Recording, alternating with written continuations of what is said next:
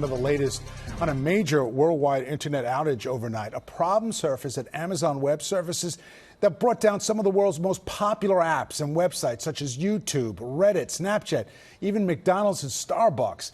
While service is now back, experts are still looking into exactly what caused it. We got 7 on your side's Nina Pineda joining us now to talk more about what happened here, Nina. You know, this is kind of like recovering from a concussion, which is going to take time to fully recuperate, and we might not even know some of the lingering side effects until later. But if you couldn't see your Ring camera, order coffee, find your family on Snap Map, or check in for your flight, that's really just some of the collateral damage from this temporary outage.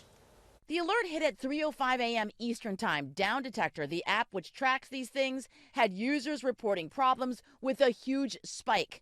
If you're a night owl and were up late, you might have noticed some of your favorite apps and websites were down. If you don't know, AWS is a leading cloud service provider which supports a massive number of online programs and platforms.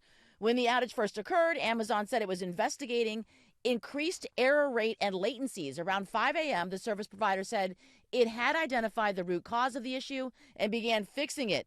Half an hour later, most services were back up and running. These are just some of the major companies that had their services impacted. Amazon, of course, Prime Video, also Ring Doorbell, Lyft, McDonald's, Snapchat, gaming apps, United and Delta Airlines, and Venmo and Verizon. McAfee's chief technology officer said that consumers now need to be really careful. They also need to be careful from a cyber perspective. The scammers know that consumers are going to be on the lookout for information from something that had a disruption, and they could get an email or a text message that says, in order to get your account fully operational, click on this link. There's nothing directly consumers can do to recover, but they do need to stay vigilant so that they don't fall victim to scammers that are taking advantage of this sort of event.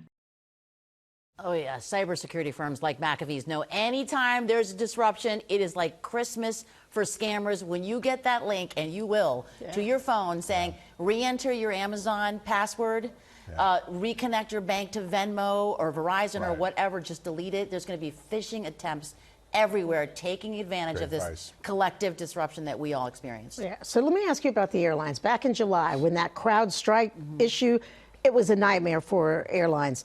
How did this impact them, yeah, if that at all? outage was huge because this isn't as bad for flyers, Sandra, because of CrowdStrike and that sector that it had. It had banking. I mean, I think Fortune 500 companies lost almost $500 billion. This isn't expected to be that severe. What happened mostly with airlines is you couldn't check in for your flight, you couldn't make reservations, and that was mostly on Delta and United. But hopefully now that is going to be cleared up and they're recovering from that now. But this just shows like how much we rely on just some of the providers, and Amazon's a giant.